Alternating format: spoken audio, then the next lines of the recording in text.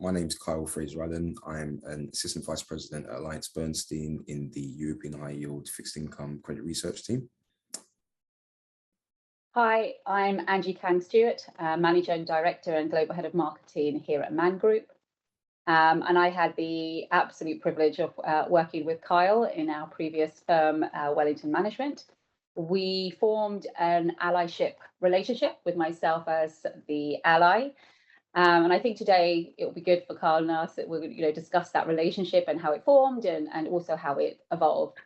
So maybe Kyle, I'll start with trying to explain, my role as the ally, which was, Kyle was pretty new, not only to the firm, but the industry. And I think the intention for us and for myself was to, build Kyle's confidence, to create this kind of environment of success around him, to introduce him to people and networks at the firm, and to instill some confidence for him to be able to have a platform to speak up about his experiences, but his needs and wants to be able to mature and develop in his professional career, both hard and soft skills. Kyle, I think you'd agree that's probably where we started. I would definitely agree. I think I was sort of blown away by sort of Angie's presence in a sort of meeting room, and as Angie mentioned, in sort of soft skills, being able to sort of command the room, being able to sort of articulate your message and how to do that in the context of the sort of professional financial services environment was key, I felt, to my development. And we sort of just branched the natural relationship from there, I guess. I think what being an ally means to me is just, as Angie mentioned, being able to create that platform where your voice is heard and sort of understood, and being able to fill in the blanks. I think the biggest component of allyship is that advocate in the room for you when you're not there. I think that's the biggest testament. And there's been many times where I'd sort of be doing something in the office, or it would get back or get around the office, and I'd sort of be confused as to how it got around, and then lo and behold, it'd be Angie sort of mentioning my name in a positive light. So that was awesome, and really appreciative of that.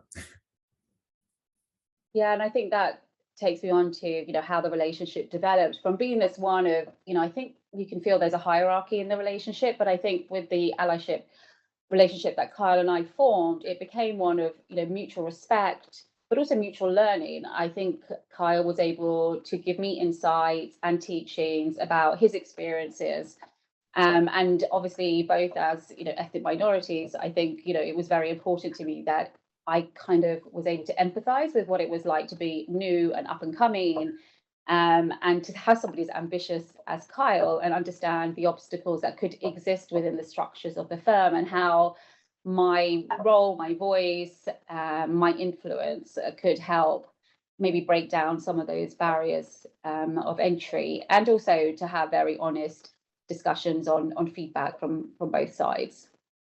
Yeah, for sure. And I think, as Angie mentioned, just in terms of being ambitious, being driven, being ethnic minorities, sometimes that message can be sort of misconstrued in terms of how you go about that, and sort of what people may consider to be aggressive, for example, is in our cultures being very direct and sort of plentiful in our meaning of doing so.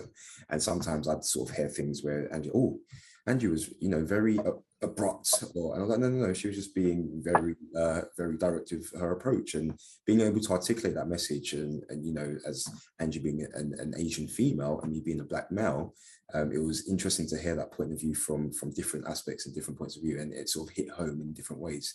So I thought we really benefited from that, just in terms of that reverse mentoring aspect. I think it was also, as we talk about different avenues and the fact that we're both at different firms now, what I'm currently doing is completely different to what I was doing at Wellington. And some of the bridges that Angie laid down for me was with the view to getting to where I am now. And Angie was one of the first people, sorry, I'm losing my chain of thought, but one of the first people to actually listen to, what was my aspirations, what were my goals, what were my dreams, and she helped facilitate that. I don't think there's sort of a greater definition of how allyship can sort of progress and get you to the next arena.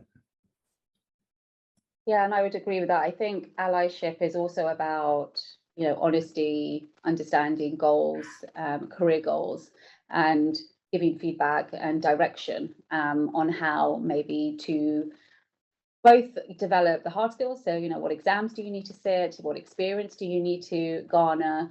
To soft skills, how do you need to work on your negotiation skills? Is there something you could do better to articulate your ambitions, and sometimes honest discussions around, what the next step looks like. And I think for me, and I will always be appreciative of this, I think Kyle has taught me a lot about how the ambition should not be seen, even in a young person in their career, should not be seen as a fault. And you don't always need to be encouraging them to hold themselves back. And I think that was definitely a good, positive learning point for me. And I think one question that I think about is, when we're building a more inclusive workspace, what does that look like? Is it inclusion that is one definition, or something that is a feeling and a sense of that feeling from the people who are actually taking part in the inclusion? And I think we sometimes get lost between the dichotomy of the two. And there's KPIs now for inclusion, but I think actually the focus needs to be on what are the individuals at the firm that we're trying to feel more included. Are we actually, do they feel that? And I think that's something that, we need to continue, and myself, need to keep testing ourselves on to be successful in our allyship programs.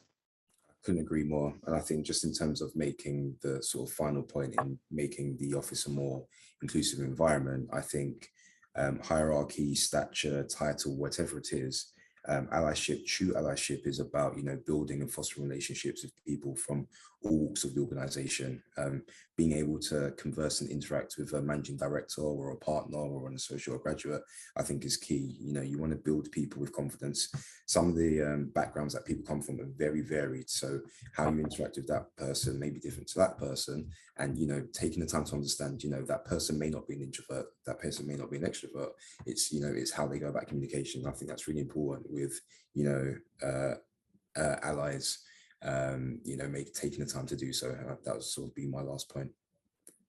So I think I'll just conclude by sort of saying a really important message for me is the power of now. There's never a good time to be an ally. Just go ahead and do it.